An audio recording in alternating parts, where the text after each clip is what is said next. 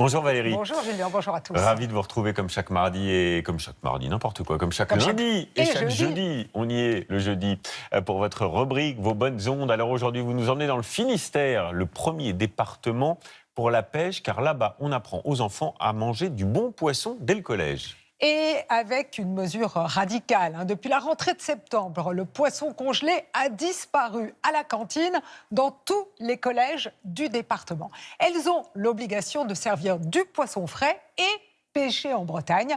Une mesure pour soutenir la pêche locale. Avec Antoine Placier, on vous emmène respirer l'air breton.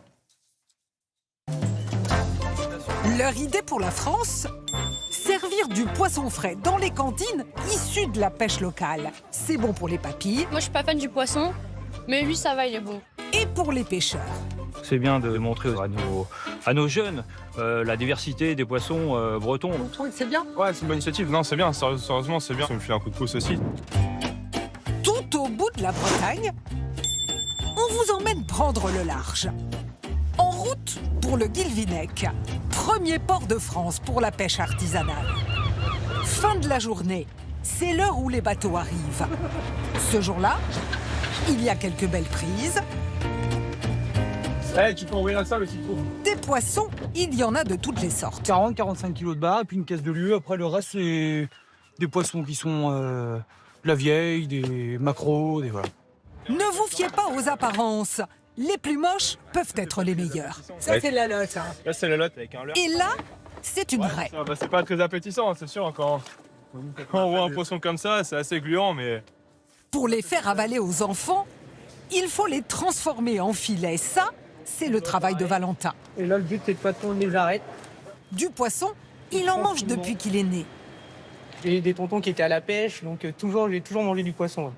Faire aimer le poisson à ceux qui n'ont pas un tonton pêcheur. Dans le Finistère, ça commence à l'école. Au menu ce jour-là, du taco, tout frais pêché. Débarqué en port breton, au Guilvinec. Poisson frais, super qualité. Consigne du département, fini le surgelé. Ici, depuis la rentrée, les collèges ont l'obligation de servir du poisson pêché en Bretagne. Bon appétit! Merci. Ça, pour David, le cuisinier, ça fait une sacrée différence. Un poisson congelé, imbibé d'eau. Il ne reste plus que ça après la cuisson. Là, ils ont un super poisson. Et ils le goûtent et après, ils en reprennent. Hein. Il confirme.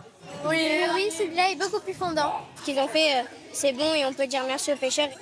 Un surcoût de 3 € le kilo, pris en charge par le département. Un coup de pouce bienvenu pour ce métier qui traverse des difficultés. Voilà, c'est peut-être le début. À 22 ans, Maëlan est un des plus jeunes patrons pêcheurs de la région. Il a emprunté pour acheter son bateau. 400 000 € à rembourser sur 10 ans. Alors les quotas, le prix du gasoil, ça le préoccupe. Il y a de la rentabilité quand même derrière. Faut pas se craquer. Pour l'instant, il ne se verse pas de salaire. Depuis le début, j'ai rien pris. Et puis j'essaie de rentrer de la trésorerie au maximum. Et puis après, on verra.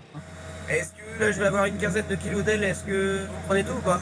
Pour lui, comme pour les pêcheurs du Guilvinec, nourrir les collégiens, c'est une vente de 50 tonnes de poissons assurée tous les ans. Un coup de pouce appréciable. Ça fait tourner l'économie locale, ça fait bosser un peu tout le monde aussi. Donc moi, je trouve ça chouette. Donc les collégiens vont se régaler là. Normalement, oui. Une initiative pour soutenir la pêche côtière. Un métier admiré par ses habitants venus voir le spectacle des bateaux qui rentrent. Moi j'adore ça. Voir le poisson débarquer, j'adore ça. Ah, ils partent de bonne heure le matin, hein. C'est 3h ou 4h le matin. Hein. Je pense qu'ils méritent leur salaire. Hein.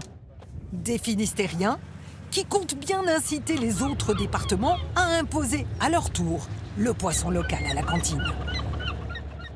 Direct, hein. Direct du bateau Direct au collège. de la mer à l'assiette. Et tiens, regardez Julien, j'ai une surprise pour vous. Ah, qu'est-ce que c'est? Regardez, au Guilvinec, Oh il y a là un là là là. bateau qui porte votre C'est nom. marrant, ça. C'est le Julien Billan en breton, Ça veut dire petit. Exactement, Petit. exactement. On en profite pour saluer Tom, son patron. On vient d'ailleurs de le voir dans le reportage. Bon, 50 tonnes de poissons pour les collèges. Est-ce que c'est vraiment une aubaine pour les pêcheurs? Oui, parce que ça permet de valoriser des poissons qui se vendent moins bien, vous savez, en Bretagne, hein, parce qu'il ne faut quand même pas se leurrer. Hein. Les collèges n'auront pas le budget pour acheter du bar ou alors de la lotte, donc elles achètent des poissons moins nobles, comme l'aigle fin, le congre ou encore le taco, mais qui sont très bons, surtout quand ils viennent d'être pêchés. Et ils se vendent moins cher, surtout. Et oui, les filets de taco, vous les trouvez dans le commerce en grande surface à moins de 15 € le kilo. Pareil hein, pour le merlu. L'aigle fin, ça tourne entre 15 et 20 €. Et c'est délicieux, l'aigle fin. En fait, c'est aussi bon qu'un cabillaud qui, lui, va vous coûter 40 €. Évidemment. Le moins cher, c'est les pêcher nous-mêmes. Mais attention, parce que la législation a changé, il va falloir déclarer ses prises maintenant. Une nouvelle réglementation qui fait grincer des dents chez les pêcheurs amateurs. Hein. Dès janvier prochain, il faudra déclarer vos prises sur une plateforme en ligne. Alors, pas tous les poissons sont concernés. Le bar, le lieu jaune, le thon rouge et certaines dorades. Le but, c'est de chiffrer les volumes pour faire un état des lieux de la ressource. Il y a quand même 2,5 millions de pêcheurs amateurs en France. Et ça représente quand même pas mal de poissons. Bien. Du poisson, il y en a de moins en moins, c'est vrai, il faut faire attention. Oui, et avec le réchauffement climatique, il se déplace et ça complique le travail des pêcheurs. Vous l'avez vu dans le sujet, c'est un métier auquel on est tous très attachés. Pour partager leur quotidien et comprendre aussi leurs contraintes, vous pouvez embarquer avec eux. Regardez, c'est ce que propose Boris sur l'île de Ré. Profitez aussi de la saison des huîtres pour découvrir le travail des ostréiculteurs. Il vous emmène en tracteur dans les parcs à huîtres. On apprend plein de choses, c'est très intéressant. C'est sympa.